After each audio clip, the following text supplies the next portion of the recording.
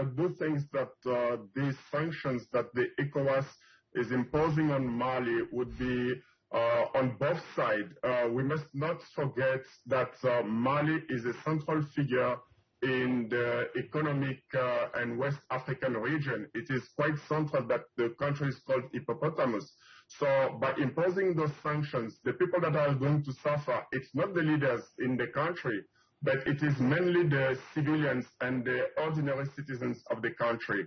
And those sanctions can but only be counter-effective once we are trying as much as possible as Pan-Africanists to bring on board our Pan-Africanist views of saying that Africa needs to stand still and hold the conferences as the Malian government has stated that they would prefer before organizing the elections to have a national conference that will at least call upon the aspiration of the Malian people to see whether it is possible to organize the election in a peaceful manner. And I think that's a fair idea by the Malian government after only having had these country for 2 years. It is very important that you sit and see what could prevail for the best of the interest of the Malian people. I mean, that's the thing. The Malian government, the military coup, since taking over, it's only been, as you mentioned, about 2 years, and already they're being essentially forced out of power. You mentioned the fact that it's the people, the citizens, the civilians that will be feeling the brunt of this. We saw in Bamako, we saw in Timbuktu yesterday, there were already marches taking place against the sanctions. Of course, Mali is landlocked. What do you think the citizens are feeling about these new sanctions that have been imposed on them? I think that the citizens are suffering because what we aspire as ordinary citizens, it's not about the minerals that are mainly at stake, because we must not forget the international relation as well. What an ordinary citizen is aspiring at is basically the basic needs: food on the table, access to education, access to hospitals, and above all, the dignity of each citizen to preserve his country and the peace that should prevail in Mali. Let's say that Mali has had coups since 2012, and until now it is unrest. Where does this unrest come in Africa? And this is my call. Hear me out, Africans. It is about time that we call for peace in the entire Africa. It's not always about Mali.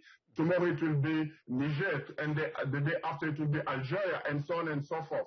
What is the time we're going to sit as Africans in the African Union and put the blankets on the ground and start reflecting on the way to advance our own agenda? That is the African agenda, because we have suffered so much. This is my call.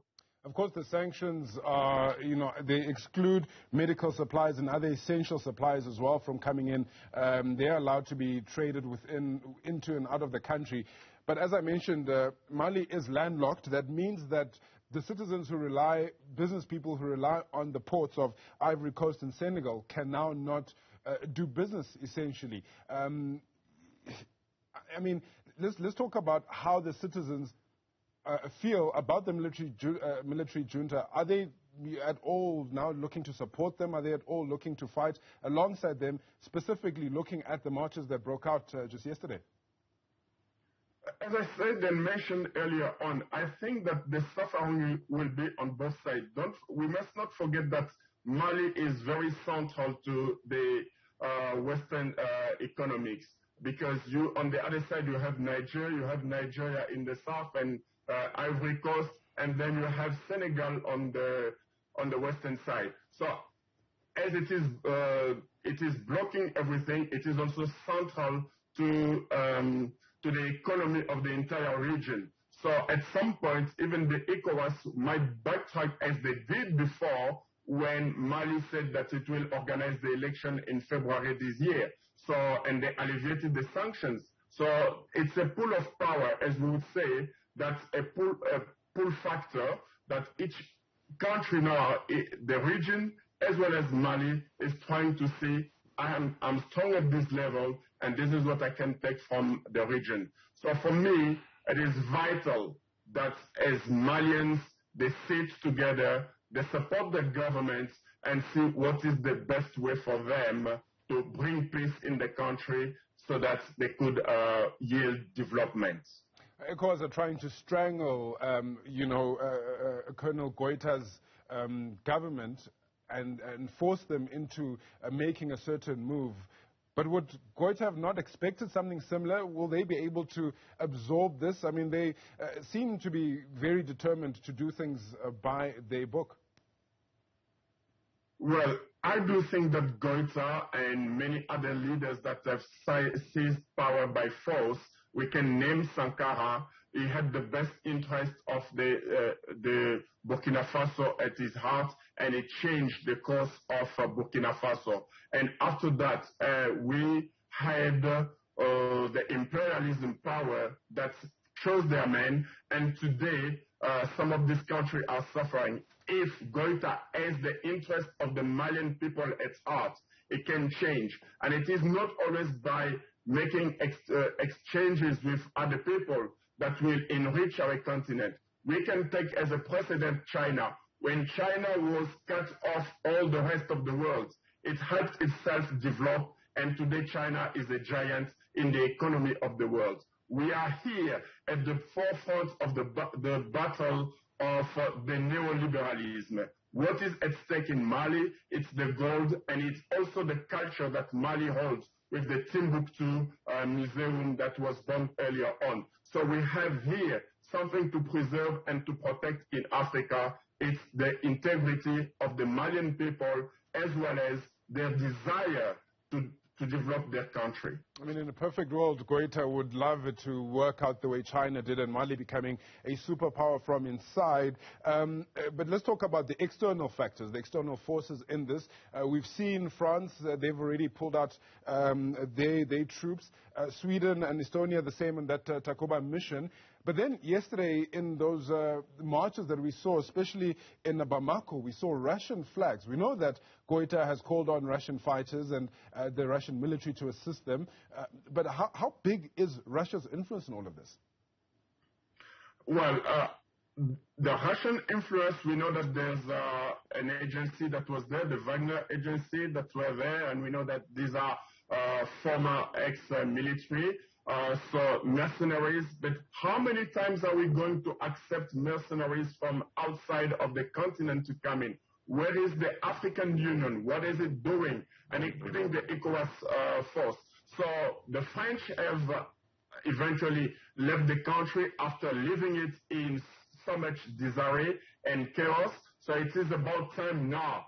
And it is a time for us, Africa, to reflect upon, to put the blanket on the floor and say no more of these intrusion and invasion from the Western world as well as the Eastern world. Because we must not forget that China and Russia didn't give their veto at the UN Security Council. They don't want the intrusion of the Western world. So it's a battle between the West and the Eastern side, and it is a battle where Africa now needs to stand up and say, here we are, Africa. We have 1.4 billion of people, and this 1.4 billion of people counts in the stakes in the world economic as well as scientific development.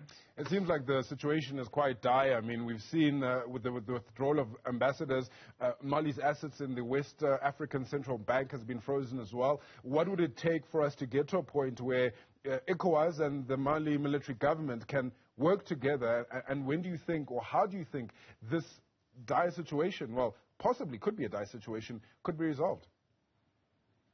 Well, I would like to see if the artists, the musicians, as well as the people, the thinkers can come on board and sit. We could have such a panel where we discuss the way forward under the Palava tree and try to resolve the situation between Ecowas and Mali. Because what is important is that we as Africans, we find solutions for African issues.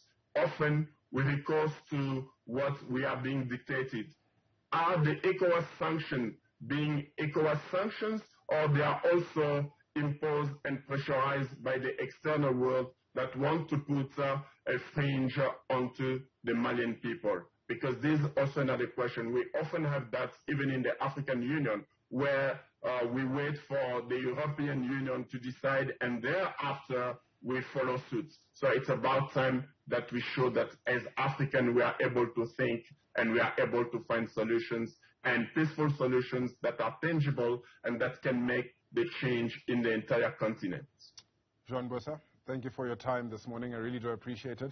He's an independent Africa analyst, just unpacking the situation in Mali. It's an unfolding situation, so we'll continue to keep you abreast with that as it continues.